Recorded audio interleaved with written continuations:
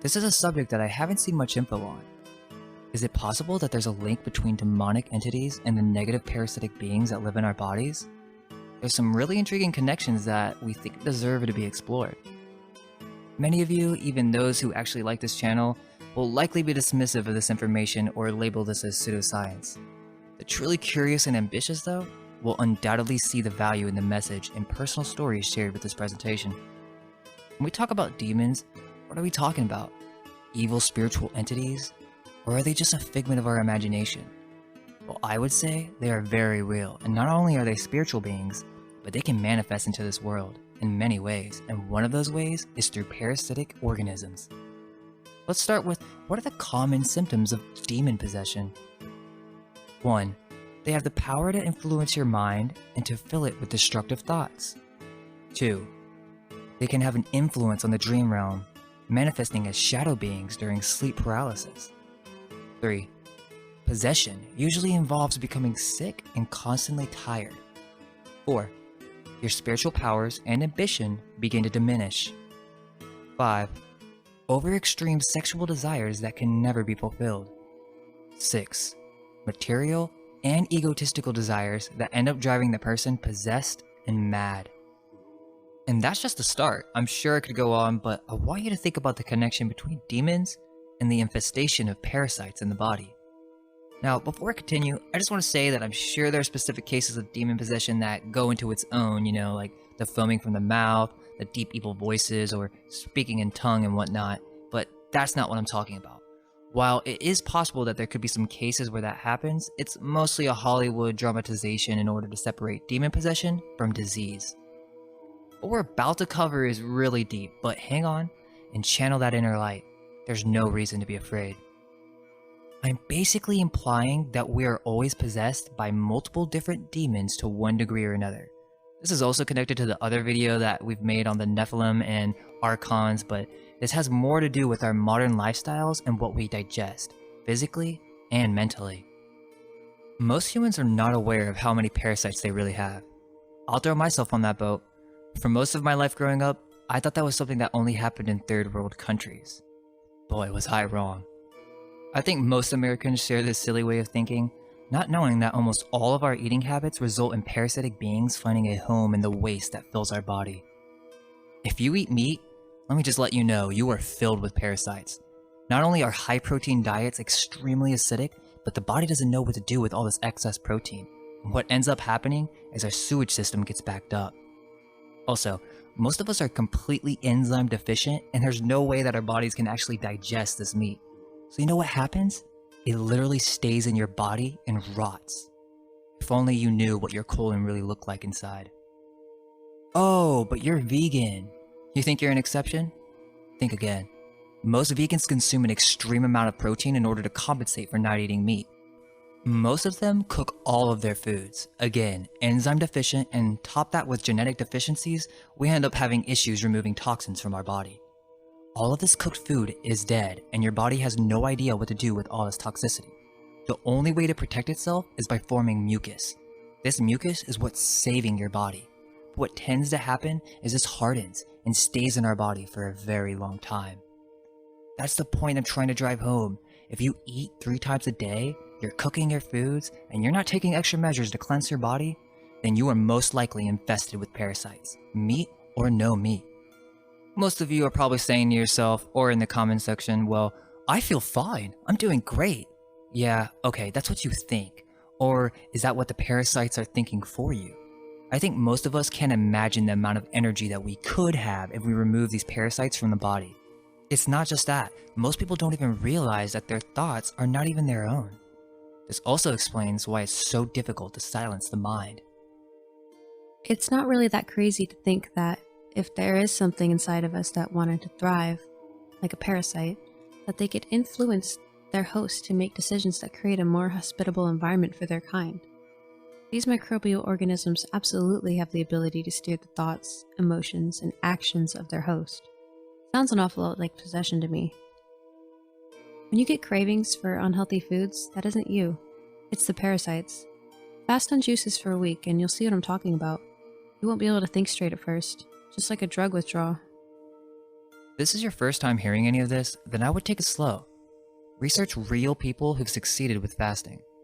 Starting a detox too fast will shock your system, and when these parasites start dying, it's gonna make you very sick. This is the key reason why some medical experts will vehemently claim that it's unhealthy. True, if done too quickly and incorrectly, it can create something akin to the Herxheimer reaction that happens when people take antibiotics, though that's never been reason enough for them to stop prescribing them. The difference is, with juice fasting, you aren't bombing your stomach and killing off every organism, good or bad. Still, it's best to take it slow, as the dead organisms need time to clear out. The enzymes and bacteria in fruit will eventually take over and allow the gut to reach a state of balance. Let me just put it this way. You have beings inside of you that just sit and demand what to eat, they feast all day long, and then they poop inside of you all day and night. If you still don't see the connection, then let me make it very clear. Parasites have the ability to affect your mind. This isn't just conspiracy talk either. Do you guys remember Osmosis Jones? The bacteria were directly influencing his mind. It had access to his most personal deep memories. This is exactly the case in the real world. It's not just food either. The tendency to over-masturbate is controlled by these parasites. When you release an orgasm, not only is this a huge release of spiritual etheric energy, but this ends up creating a hormonal disbalance, and it also causes adrenal fatigue. The parasites can benefit from all of this because what tends to happen is your kidneys will be overworking, and eventually, you're not filtering out your blood so that you become more and more toxic to the point where most of your endocrine system fails to operate as it should. You might say, well, my blood tests show up fine. Yeah, I wouldn't rely on that. One of the most important functions of the body is to keep the blood alkaline. All this toxicity and waste is being removed by the lymphatic system. You will only see problems in the blood once it becomes very serious. That goes back to people thinking they're just fine. Well, we usually don't become aware of disease in our body until it manifests as a serious issue. Most people don't consider that maybe most of their tiny symptoms like tiredness, headaches, bad odor, depression, and itchiness are the first signs that something isn't right. But what do most people do? They go to the doctor and get these symptoms suppressed with what they assume will be a quick fix. These chemical medicines do not solve the issue, they just suppress it. Eventually, it will come back, and when it does, it will be a full-on disease. That's the scariest thing, is that these parasites will give you the impression that everything is okay. If you were trying to tell me this stuff a year ago, I wouldn't buy it. I'm one of those people who literally never gets sick. I'm always very positive, so I just attributed it to that maybe my immune system was strong, but I was wrong. I have had symptoms my whole life, and I have never had the eyes and awareness to realize that it wasn't normal. I was in denial. So don't get scared. But there is a truth to this that I know many are not ready for, because what this all has to do with is a complete change in how we live our lives and perceive reality. And I realize change is scary to most of us. I understand that we can't all be Buddhists and just remove ourselves from all desires. We've been born into this modern way of life, not realizing that in order to coexist in this modern age, one must fall into sin to one degree or another. I know that might sound strange, but if you're on a computer, then technically you're sinning. But that's the thing, we all have to balance. We can't just completely remove ourselves from society. We can take it step by step. And maybe one day, a change will take place in this realm. And as we grow spiritually, this process will become easier and easier. This video is not a solution video, but more of a discussion, a challenge to question everything we know about every facet of life. If we can accept that we have parasites, we can start to see why this would be connected to demons. Parasites are beings of death. They thrive off of death and rotting. They too can have an influence on your dreams. Here's an example. One evening, I went to bed feeling pretty good until I woke up from a very strange dream. In the dream, there were these white spiders inside of my body coming out of my mouth. They were white fuzzy spiders. I woke up and I felt absolutely horrible. My throat hurt extremely bad. I go to look in the mirror, open my mouth, and all I could see were these white fuzzy dots on the back of my throat. I had strep, and I swear that I had no feeling of a sore throat before going to bed, so it had nothing to do with like my subconscious picking up small details or something. No, this was a dream about parasites in my body right before I got sick. Luckily, I recovered in one day from drinking apple cider and eating plenty of fruits. When I was young, I was diagnosed with ADD and then schizophrenia, though my mother debated it with the doctor until the schizophrenia was downgraded to tinnitus. So they put me on Ritalin, but it didn't help. I suffered from visual hallucinations in school, making it impossible to concentrate. The doctors and specialists admitted that they didn't know what the root of the problem was or how to fix it. I was only instructed to go purchase expensive pills that caused ulcers in my stomach, which they then prescribed even more medicine for. It was a vicious cycle. On top of it all, I was always hearing these nasty voices in my head. It sounded like static from a radio or manifested in my own voice, telling me that I was worthless and life was pointless, so why not just do whatever? I think a common misconception is that freedom of being an adult is getting to drink booze and eat as much pizza and ice cream as you want, but I have to disagree.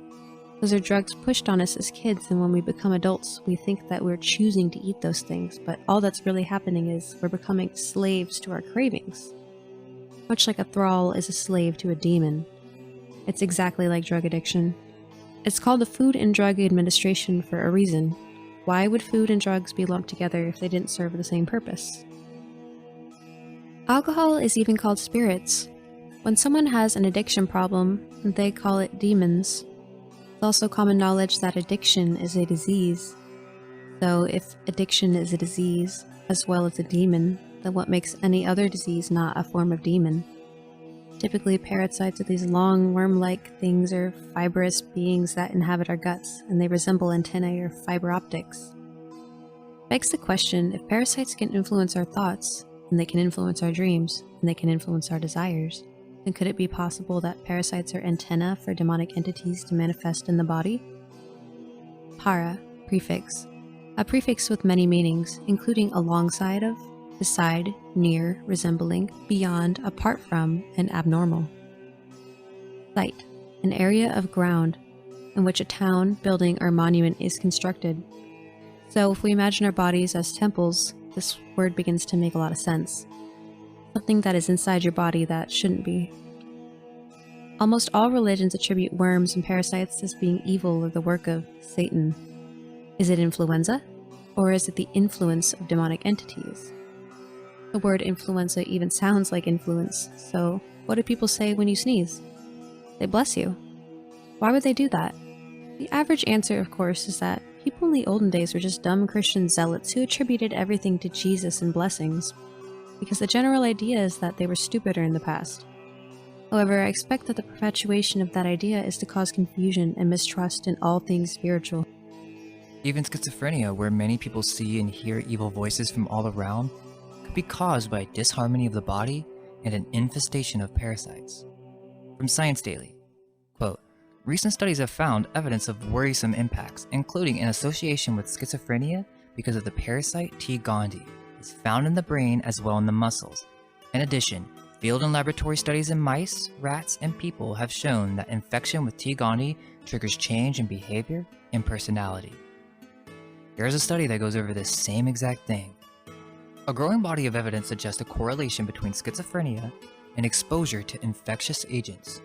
The majority of studied cases concerns the infection caused by T. gondii, an obligatory intracellular parasite that infects about 1/3 of the entire human population, according to the available data. Quote, "Numerous epidemiological case control studies show a higher prevalence of T. gondii infestation in individuals with various psychiatric and behavior disorders, including schizophrenia. A lot of these studies are just focusing on one parasite alone, but really, they have no clue what's actually going on in the body. That's another thing I've always accepted growing up, that the medical establishment actually knows what they're doing. I have no idea why we think this. Doctors do not heal anyone. Allopathic medicine fails at solving any issues, and most of the time, it just makes it worse. Again, why do we assume that these people actually know what these chemicals are doing in our body? I'm sure they understand it from a very boxed-in perspective, but they have no idea how it affects our body as a whole. The parasites love antibacterials. It doesn't kill them all, by the way. It just completely destroys your gut flora and kills all the good bacteria. You have parasites in your brain, in your heart, and when you take these medications, it destroys what you have left of good bacteria, just making it easier for the parasites to thrive. The only way to get rid of them is through awareness and diet. But this video is not about that. In time. For the most part, the goal of this video is to connect two different subjects that normally aren't associated with each other. For many, spiritual realities are very hard to understand and to experience. Most humans have completely lost the sense of feeling within their body. An animal knows when they eat something that they're not supposed to, and then they'll never eat it again. Not humans though. We just stuff ourselves all day long with mostly indigestible foods that just sit in our body and rot, while our body overworks and tires itself trying to get rid of all this waste that never ends. If this has touched you and you feel inspired to make a change, start by taking a breath. Start with silence. Start by shutting down ego, for this too is controlled by parasites. Just 5 minutes of relaxation can completely restart your system. We intend on continuing with health subjects, so if you're interested, please let us know what you think. Thank you for watching, and may our minds be unveiled. Let go of everything you think to be true. Relax the mind and ask the question, do I truly understand what this reality is?